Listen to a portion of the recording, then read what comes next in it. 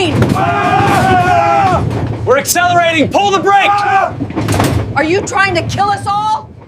A winter night wrapped in fog. The yellow light of the station seemed unable to pierce through the thick sheet of fog to reach the platform. In the bone-chilling cold, every person at the station was huddled up. But the trembling of 70-plus Rahima Begum's body was not just because of the cold. This trembling of hers was of extreme insult, hunger, and a sky full of helplessness. The sari she wore was so tattered that it was better to call it a lump of thread rather than cloth. In her hand was an old plastic bag containing some loose coins, saved from begging for her granddaughter, and a half-eaten piece of bread. Standing right in front was the huge, monstrous inner-city Kalni Express. The vut-vut sound of the engine and coils of smoke seemed to be declaring its power. This train was Rahima Begum's last hope today. 200 kilometers away from here, in a city hospital, her only granddaughter is fighting for her life against death. Treatment isn't happening due to lack of money. The doctor said maybe everything will end tonight. Mad to see her granddaughter's face for the last time, Rahima had rushed to the station. There was a crowd of passengers in front of the gate of the Cha coach of the train. Ticket checker TT Rashed Saheb was a man of quite strict temperament, holding a checking machine and chewing betel leaf. He was checking passengers' tickets. Rahima Begum pushed through the crowd and stood before Rashed Saheb with trembling hands. Words weren't coming out of her throat. Still, she pleaded, "Baba, I don't have a ticket, but it is very necessary for me to go. My granddaughter is dying. Baba, let me board a little. I will sit on the floor down below. No one will have any problem." Rashed Saheb spat out the juice and looked at the old woman with a gaze of hatred. His eyes held extreme contempt. He screamed, "If you don't have a ticket, why the hobby of riding a train? Is this your father's car? We'll sit on the floor, you say? It's for beggars like you that the train's environment gets ruined. Go, get out of here." Rahima Begum grabbed Rashed Saheb's legs. "Baba, for Allah's sake, I will pay off the fare by begging. Don't drive me away." But stone-hearted Rashed felt not a speck of mercy. He gave Rahima Begum a forceful shove. The old woman couldn't steady her body. She was thrown onto the platform's hard concrete. Some nearby passengers sighed, "Aha, indeed." But no one came forward. Who cares about the insult of the poor? The sharp whistle blew the signal to leave. The guard waved the green flag. The train wheels started moving with a catch-catch sound. Rahima Begum stood up, wiping her tears and the injury on her forehead together. She knew if she missed this train, she would never see her granddaughter again. The burning of the insult and determination gave birth to a strange strength inside her. She thought, "Humans won't let me board, but if Allah wills, I will go." The train had started to increase speed. She saw it was impossible to board the coach. The gates had been closed. Her eyes fell on the part right behind the train's engine, where usually the generator room or power car is. There's a connection path with the engine, but the place is very dangerous. Ordinary people are forbidden to go there. But Rahima had no fear of death today. She started running alongside the moving train, risking her life. She grabbed the small iron ladder behind the power car. The blast of wind wanted to throw her off, but she hung on with all her body's strength and somehow crawled inside. Inside was a tremendous noise. The huge generator was running. It was almost suffocating with hot air. The place was pitch black. Only the red and blue indicator lights of the machines were glowing. Rahima Begum sat huddled like a sack in one corner. She didn't know where this journey was actually taking her. She only knew she had to arrive. About 2 hours have passed. The train has left the locality and is running through a desolate plain. Outside, heavy rain has started. The sound of the train seemed faint amidst the splatter of rain and the roar of the wind. Inside the train's engine cabin were head locomaster or driver Ajmal Hussain and assistant locomaster Shafiq. Ajmal Hussain was an experienced driver. He had been driving trains for nearly 30 years, but today his body wasn't feeling well. His chest had been twinging since morning. He thought it was gas pain, so he didn't pay attention. Suddenly, Ajmal felt as if someone was striking the left side of his chest with a hammer. He let go of the steering and clutched his chest. Noticing the issue, Assistant Shafiq shouted, "Sir, what happened to you?" Ajmal couldn't give any answer. Froth started coming out of his mouth, and within moments he lost consciousness and slumped over the control panel. While slumping over, his heavy body fell onto the throttle lever or the speed increasing handle. Usually, the lever is supposed to be in the neutral position. Under his body's pressure, it shifted to maximum speed. Shafiq became disoriented with panic. He quickly tried to move Ajmal, but he lost his own balance in the swaying of the train. And right then, that terrible accident occurred. Rainwater had entered through the window and made the cabin floor slippery. Shafiq slipped and fell forcefully onto the iron cabinet behind. The back of his head took a hit, and he lost consciousness immediately. Now the train is completely driverless. Two humans, one nearly dead, the other unconscious, lying on the engine floor. And the train is now a mad horse with no one to hold the reins. The speed on the digital speedometer is rising rapidly. 80, 90, 100, 110. When the train was supposed to cross Baserin Junction, it was supposed to reduce speed. But the station master watched in bewilderment as the train ignored the signal and passed by, shaking the platform at storm speed. He tried frantically to contact the control room on the wireless. Hello control, hello control. Kalni Express is not obeying signals. It passed at overspeed. Driver is not responding. Chaos broke out in the Dhaka control room then. The GPS tracker shows the train's speed is now 130 kilometers per hour. The most fearful thing is that just half an hour ahead is the Meghna Bridge. Repair work is going on at this old bridge. The maximum speed limit there is given as 20 kilometers. If the train gets on the bridge at 130 kilometers speed, the whole train will be thrown like a toy and fall into the Meghna River 1,000 feet below. The watery grave of nearly 2,000 passengers in the train's 15 coaches is certain. From the control room, calls are being made repeatedly to the train's wireless, but no answer is coming from the other side. Only the shosh-shosh sound of rain dots sitting in the generator room behind the engine. Rahima Begum sensed that the train's behavior had changed. She grew up in railway quarters. Her husband was a railway helper Kalasi, so hearing the sound of train wheels, she can understand many things. She realized the train wasn't running normally. The speed was too high, and the swaying was severe too. The machine room had become so hot she felt her skin would burn. Suddenly a burning smell drifted from the engine's direction. Rahima Begum got panicked. She thought, did the engine catch fire? There was a narrow maintenance door or emergency door to go to the main engine cabin, from where she was hiding, but it remains locked from inside.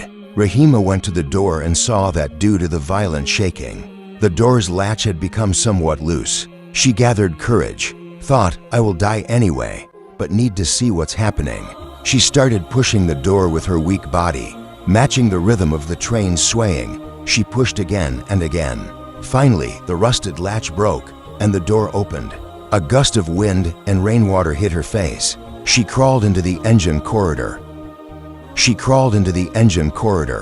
had to struggle quite a bit to reach the cabin through the corridor. When she peeked into the driver's cabin, the blood in her chest went cold. She saw the main driver lying dead over the steering wheel, and the assistant driver was lying injured on the floor. And through the front glass, the dark road was seen coming to devour like a monster. The train's speed was so high that stones from the line were flying off. Rahima Begum wanted to scream, but no sound came from her throat. She realized these thousands of people on the train were now in the face of death, and there was no one to save them. Only she, the one whom the society had driven away with contempt. Rahima Begum entered the cabin trembling. She first checked assistant driver Shafiq's pulse. He was alive but unconscious. Then she tried to move Ajmal Saheb. With much difficulty, she moved his heavy body to one side. Now she was in the driver's seat. In front were thousands of buttons, levers and screens, red, blue, green lights glowing. Rahima Begum has no literacy. She doesn't know which button does what work, but she remembered memories of riding in the engine with her father in childhood. Father had said, "Oh mother, to stop the train you have to pull this big red handle," meaning the brake, and to reduce speed, turn this round wheel. But that was a coal engine.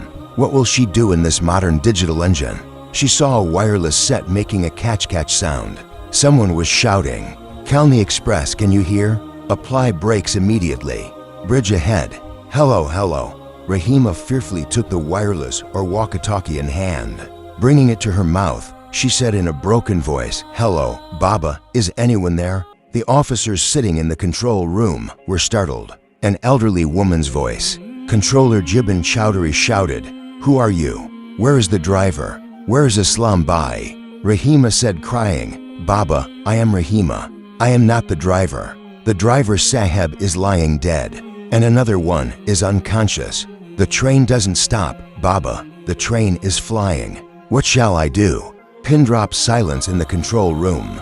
Jibin Chowdhury understood how terrible the situation was, but he couldn't break down. He said, "Kalamant, don't be afraid.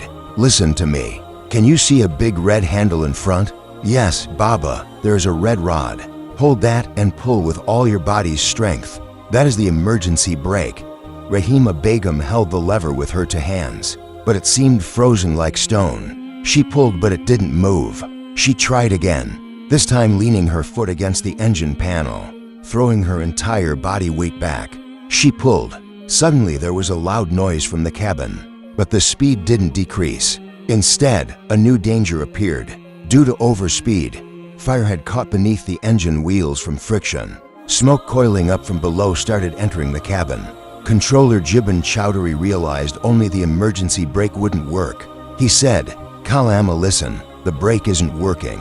You have to lower the throttle or speed reducing handle first. Look near your right hand. Is there a black handle that is raised upwards?" Rahima looked. Yes, under the pressure of Ajmal Saheb's body, a handle was stuck right at the top. She said, "Found it, Baba," pulling that down quickly.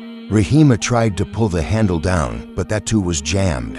She screamed out crying, "Baba, it's not coming down, oh Baba.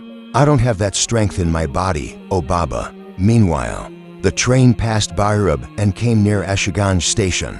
Meghna Bridge is only 5 kilometers away. Only 3 minutes of time left. In the rear coaches, it was then a living hell. Passengers realized something was wrong.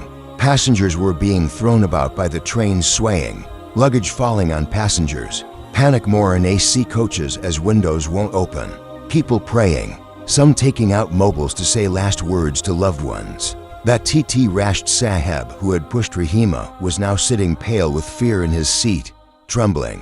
He didn't know that the woman he had driven away like an animal was now the last lamp of hope. For their lives from the control room, Jibin Chowdhury said, "Kalama, you have no time. If you can't lower the handle, then there is a red button under a glass cover below that panel. That is the main power cutoff switch. If there is anything heavy near your hand, break the glass with that and press the button." Rahima looked here and there. There was nothing heavy. She took off the sandal from her foot, but that won't work. Suddenly her gaze fell on the heavy boot of the fallen assistant driver. She crawled and took the boot, then stood up, said Ya Allah, and struck the glass forcibly. John. The glass broke. Rahima Begum, without delaying a moment, pressed the red button with her hand. Immediately, the engine's loud roar stopped. The electricity connection was cut off, but due to inertia, the train was still rushing at huge speed. Now it was the turn to apply the brakes. Rahima Begum grabbed that emergency brake lever again. This time she gathered all the anger, all the pain, and the desire to live of her life. She thought of her granddaughter's face in her mind. "Stop, you must stop, Satan," screaming. She hung onto the lever. Catch, catch, catch, with a sharp metallic sound that could deafen ears. The iron wheels rubbed against the rail lines, scattering sparks of fire, and bit down. The whole train began to shake violently. It seemed as if an earthquake was happening. The passengers in the back coaches all fell face forward. The train's speed started to decrease. 110, 90, 70, 50. The red signal light of Meghna Bridge was visible ahead. Will the train stop or slide into the river? Just at the mouth of the bridge, where the line went up onto the bridge, exactly 10 yards before that, with a huge jerk, spreading a cloud of dust and a burning smell. The train stood still. Everything was quiet. Only the tip-tip sound of rain and the hiss-hiss sound of the engine's hot wheels for a while. No one moved. Then slowly the passengers realized they were alive. Opening coach doors, everyone started getting down frantically, everyone hugging each other and crying in the rain. The guard and TT ran towards the engine. They were thinking how the driver accomplished this impossible task. They broke the engine door and entered. Entering, they froze. In the torchlight, they saw an unbelievable scene. There was no muscular man in the driver's seat. There, with head slumped over the steering, lay a frail, worn-out old woman. Her forehead was cut. Her two hands were stuck to the brake lever in such a way as if she wouldn't let go of it. Even after death, her sari was burnt in places. Her body was smeared with soot. Trashed Saheb recognized her. This is that same woman whom he had kicked at the station. The torchlight fell from his hand. He sat down on his knees in front of the old woman. Tears started flowing profusely from his two eyes. He mumbled, "Ma, oh Ma, what have I done? Whom had I insulted? You saved us today like an angel." Other passengers also gathered. When they heard this old woman's story, a shadow of grief and gratitude descended on the whole area. Doctor passengers quickly examined Rahima. She was alive but suffering breathing difficulties due to extreme shock and smoke. The news spread like wildfire. Media, police, fire service all rushed there. Rahima was quickly taken to the hospital by ambulance. No, not in the general ward of a government hospital, but in the VIP cabin of the city's biggest hospital. The railway minister himself came by helicopter to see her. He announced that the government would take all responsibility for Rahima Begum's granddaughter's treatment. Not only that, she was given a lifetime honor and a house on behalf of the railway. After regaining consciousness, Rahima saw thousands of flower bouquets beside her bed. And sitting beside her was that TT Rasht, who now couldn't lift his head in shame. Rasht broke down in tears holding her feet. "Ma, forgive me. I couldn't recognize a human." Rahima placed her weak hand on Rasht's head, that familiar faint smile on her face. She said, "Baba, humans do make mistakes. But remember, even if there is no money in a poor man's pocket, there is a heart in the chest. We are also human." Rahima Begum's granddaughter recovered completely. The train that could have been the cause of thousands of deaths remained as a history of humanity today. And whenever the passengers of that night hear a train whistle, the face of that brave old woman floats before their eyes, who proved that a human is judged not by clothes, but by deeds. The one who was neglected became the savior of thousands of lives. This story taught us not to belittle anyone. Who knows, maybe in your days of danger, that small person will become your biggest shelter. Friends, the story ends here. Don't forget to tell us in the comment box how you liked it. This story is a completely fictional narrative, having no connection with reality. If any part matches, it is purely coincidental. The video has been made solely for the purpose of entertainment and giving an educational message. If there are any mistakes or errors, everyone please view them with a forgiving eye. Share the video to spread it and keep our YouTube channel subscribed. Thank you everyone.